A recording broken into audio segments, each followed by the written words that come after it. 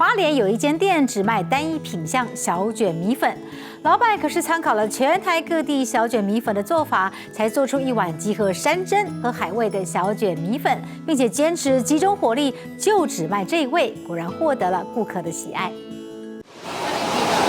外带请1碗，接着这一组是2桌的，4桌2碗，你是2碗，汤跟米粉分开。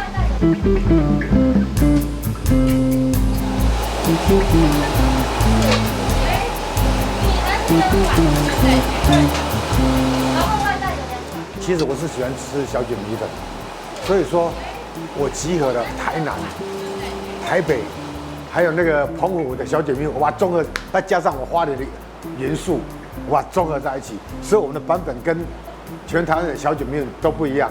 里面请哦，内用吗？2位吗？来，里面请内用，还有一组2位。老板不敢说自己的小卷米粉是全台最厉害的，但保证独一无二。它的小卷很新鲜，然后汤也不会很咸，喝起来就是很清甜。因为它料搭配的蛮特别的，因为就是南瓜和这一碗搭配起来，我原本不太喜欢吃南瓜，但是就是和南瓜很好吃。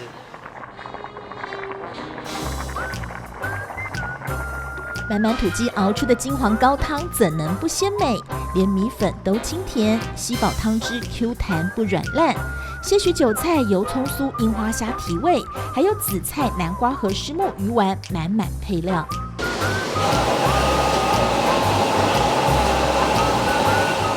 传调激动的小卷够新鲜，穿烫10秒就够了，又脆又甜。这一碗小卷米粉集山珍与海味，重点是老板超怕你饿，加汤加米粉不加价，让你吃饱为止。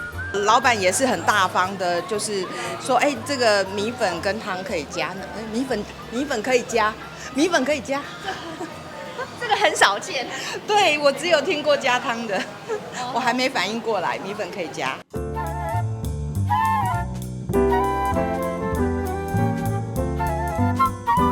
其实我有观念，如果说你的东西不好吃，你请人家吃，人家也不见得会吃。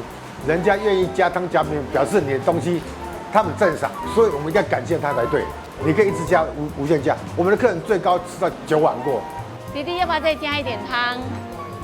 太多了不用哈，有需要再跟我讲哦哈。加汤啊！汤和米粉无限量供应，已经让人够吃惊，但更吸睛的是这面红彤彤的辣椒墙。我们桌上那个泡椒里面的辣椒水可以放1-2次在米粉汤，提味不会辣，只有香气，可以拿来使用。那如果你们敢吃辣，里面的辣椒是朝天椒。怎么有办法做到顾客屁股还没坐热，米粉汤就已经端上桌？进厨房一看，员工忙而不乱，媲美大队接力，一棒接一棒，半分钟变出一碗。我们这个是现点现做，1碗只要30秒，因为我们这跟输送带一样，一个人煮米粉，一个人配菜，一个人煮小卷，所以说同时动作30秒就出1碗。小卷也不用煮得久。我们是现烫的，小卷这个新鲜的东西就烫一下，跟我们的涮涮锅一样，你就涮一下，来吃到口感是最好的。客人川流不息，出餐速度当然要够快，前置工作天亮就展开。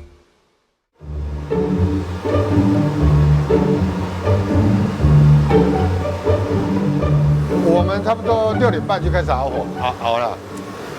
这个除了这个全鸡之外，我们还要加这个鸡架子下去，它的汤会更甜。不能一次全放哦。不行，因为我们这个汤是陆陆续续出锅，所以我们这个选择，我们就是鸡架子慢慢放。这个煮太烂的话，它剁出来的那个肉就会柴柴的。那这要煮多久？这个差不多40分钟。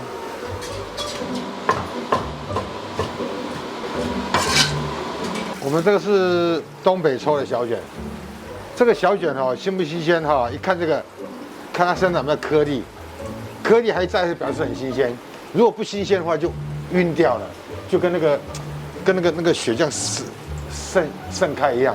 很难想象李明义以前卖什么赔什么，曾在烟酒公卖局上班10几年，因为妈妈年迈，他甘愿放弃稳定工作。民国86年搬回后山，从头来过。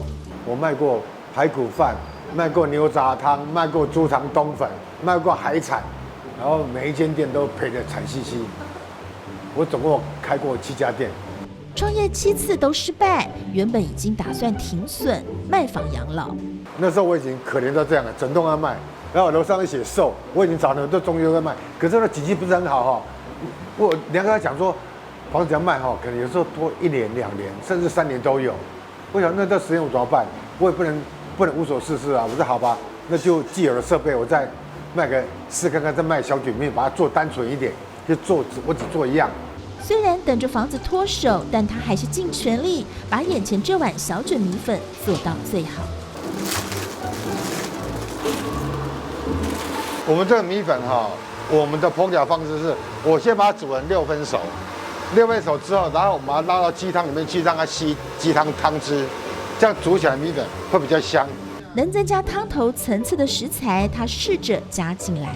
我们早期是加地瓜啊，但是现在因为气候关系哈，忽冷忽热，地瓜长不好，地瓜长不好它有味道，所以我们就是选南瓜，我们这是季节性的交替食用。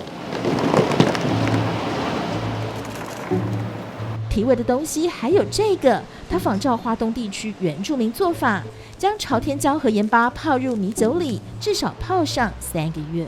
夏天盛产朝天椒的时候，采收之后，我们洗干净，然后要把这个地头去掉，然后稍微让它晒干一点，不能全干。它那个就跟海绵一样，它会吸那个酒，所以它泡起来的时候那个酒香很足。我们这边有客人哈，一碗面吃了7、8条，我们这辣椒不切的，是一条一条吃的。